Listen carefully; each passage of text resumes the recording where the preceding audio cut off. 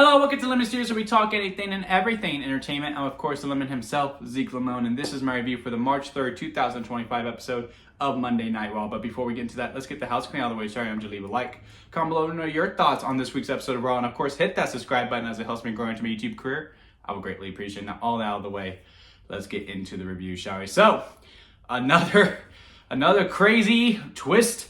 And the road to WrestleMania, they just keep on coming, and hopefully we keep this going for the next couple of weeks where, the road becomes a much more clearer, but yet raises more questions than it does answers.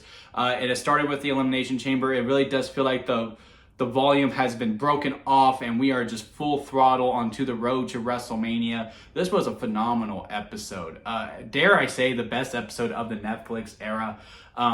It was just a great, to come off with such a momentum that they did come off of the Elimination Chamber. I mean, Jesus Christ. I mean, it's everywhere. You saw it on The Daily Show with Jon Stewart. You saw it on ESPN, for crying out loud. They were talking about it on First Take. You had the strike while the iron was hot. And boy, did they. And, the great call to be like, let's kick off with Punk and just give him an open mic. And just sit him out there. And Punk talking about, I'm here to talk about my enemies, or we'll talk about anyone. He goes after The Rock. He goes after Cena. Then he gives his direction to Seth Rollins.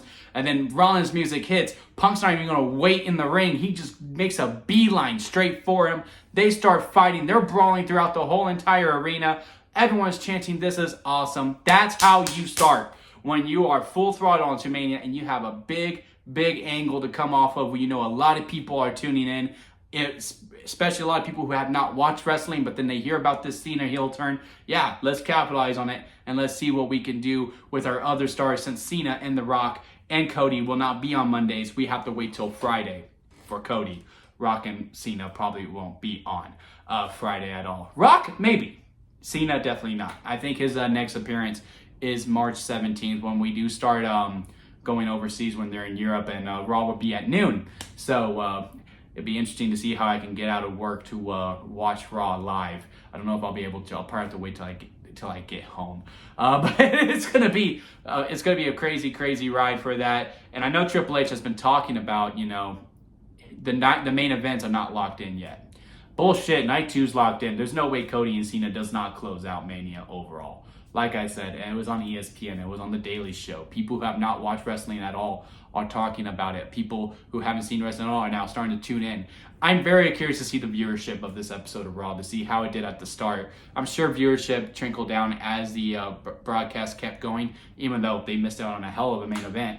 But I am very curious to see if there was a spike after what happened at there. But yeah, night 1, though, it's pretty wide open because we have two different angles that we are going with.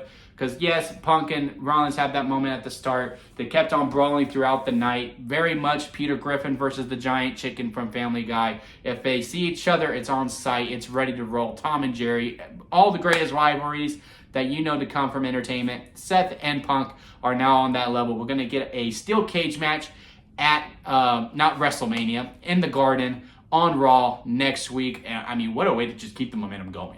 Like, hey, we had a great show this week. You better tune in next week because we got this going on in our main event. And I would assume Roman Reigns makes his return at that show to maybe cost Seth, maybe make it a tie some way, shape, or form where he just beats up both. Because maybe that is the triple threat, is Roman versus Punk versus Rollins. It's been rumored for quite a bit.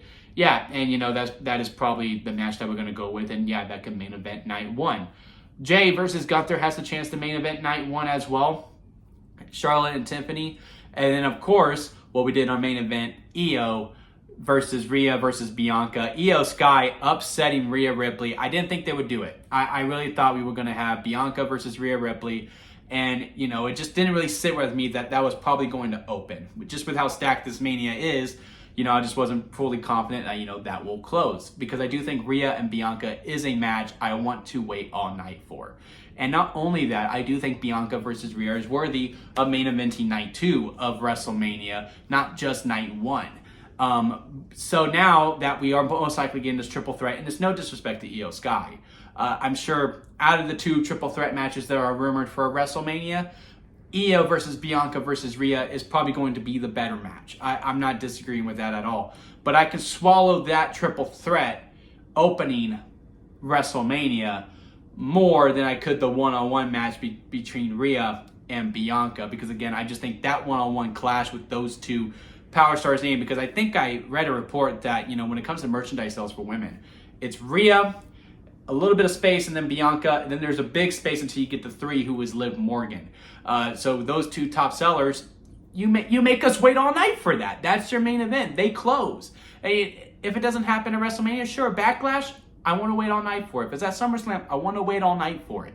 But yeah, triple threat, I could swallow that a little bit better. Rhea and Io had a fantastic match. I love the story beats that went into it. I like the callback to the DQ where, you know, Jessica Carr said, you know what, I'm not going to call it. This is a title match. It's too big. I'm not going to call it. Get back in the ring and finish it, Rhea. And then Rhea getting overzealous, you know, trying to call her shot to Mania. Io Sky gets the upper hand of that, hits the over the moonsault. 1, 2, 3. She is now the champion. And now, yeah, it does look clear that it's going to be a triple threat. We'll just see how Rhea does get into it. Maybe she does finally have to beat Io in order to do it, to make it a triple threat. Maybe she has to beat Bianca. Again, I really hope we don't blow off the first time they face each other on the main roster on a Monday night. But, you know, you can do Io versus Rhea with her finally getting her to beat Io in order to finally make it that triple threat. I think that's a good story called beat to go for. But yeah, it was a hell of a moment. And I like the post-match angle too. If you see it online, you know, she does this interview with Kathy Kelly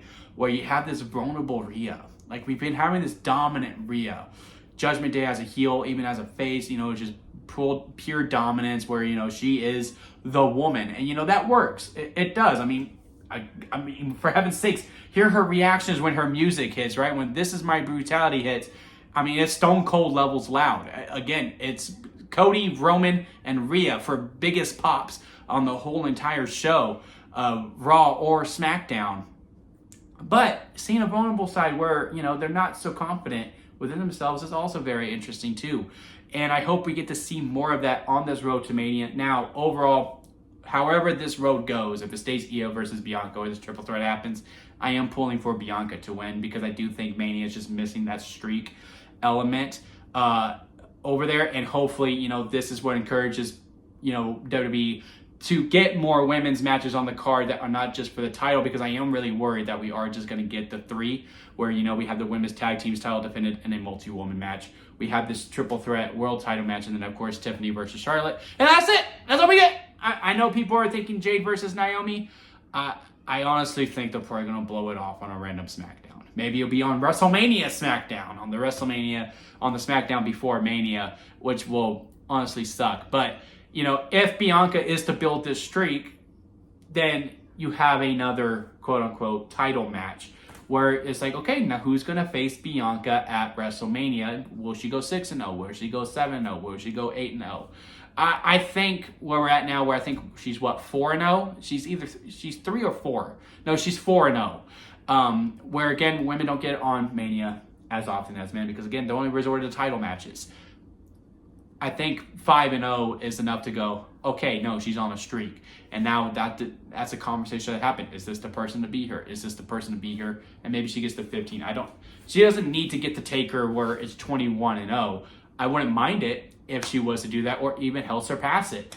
But I do think, you know, it is time, like, hey, 7-0, 8-0, 9-0, 10-0. I think she could go 10-0 before we really have the conversation of, okay, who should beat her moving forward. But yeah, great world title match, great opening, great main event angle all the way through. Gunther and Jey Uso, it does starting to seem like it's starting to lose a little bit of momentum. I think they were starting off really hot. I'm not a huge fan of adding these tag teams within the feud as well. I kind of wish it was just staying between Jey and Gunther. I get it. Gunther is hitting all the sports entertainers because that's what Jey Uso is. But I am just kind of ready for him to go after his family. I wish Sami Zayn wasn't out indefinitely, because that could have been the first target because he's on Raw. But at some point, Gunther needs to go to SmackDown and beat up Jimmy, right? Or invite Jimmy over to Raw and be like, you know, it could be the simplest of things, right? Jimmy Uso shows up to Raw and Jay's like, oh, hey, big bro, what are you doing here? And then Jimmy's like, what do you mean? You invited me. No, I didn't. And then here comes Gunther and he beats him up. Like, it's just gonna, it easily telegraphs itself because, again, he has to make his life a living hell. But yeah, I think Sami Zayn could have been an option that we could have done that. Obviously, he can't do Roman. I don't remember. Oh, Punk was the 5th guy, so that wouldn't make sense. But yeah, we did the stuff with the Alpha Academy, A-Town Down Under. I mean, again, the match with Grayson Waller will be pretty interesting. Or was it Austin Theory? I'm not sure next week. It'll be a fun match. But again, I just really wanted to get back to just Gunther versus Jay and Gunther attacking Jay's family and internally as opposed to just hitting the other sports entertainers. The 2 other title matches for the Alpha Academy as they both lose. It does seem like we're going to do when Chad Gable comes back with whatever's inside that box. I assume it's a mask, right? It has to be a mask. And they're both titleless.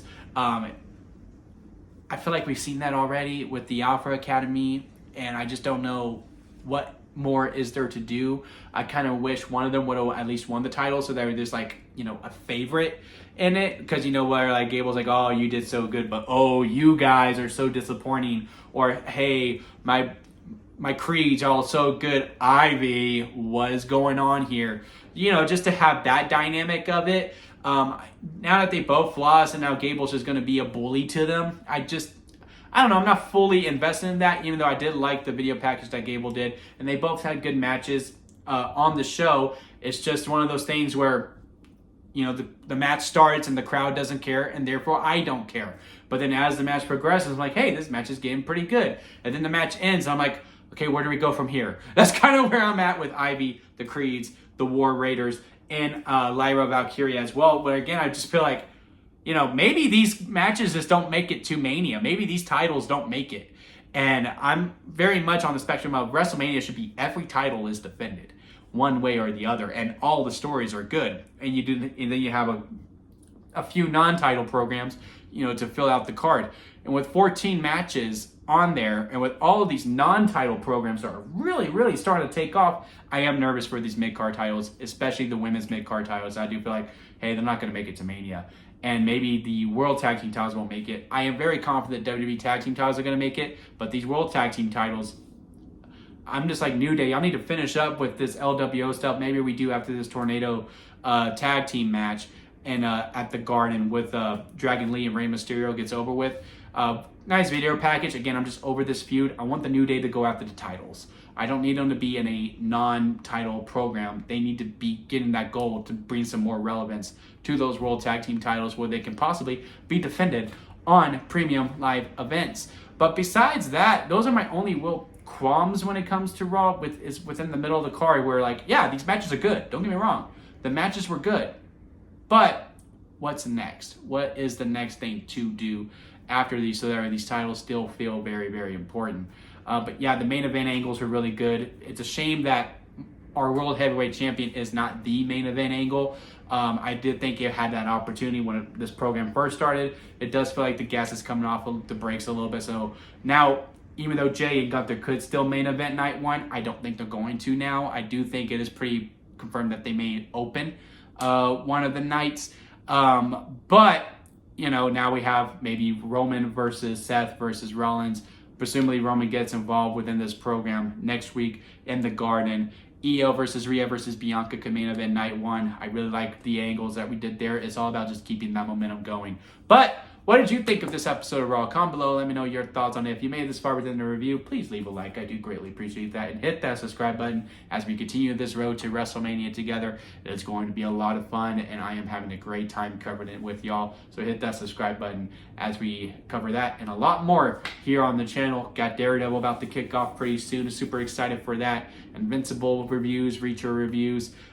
Did the Friendly Neighborhood Spider-Man show as well. So yeah, if you're into those types of things, hit that subscribe button for that as well as we'll be covering it all. And until next time, guys, I'll see you here at Limit Studios.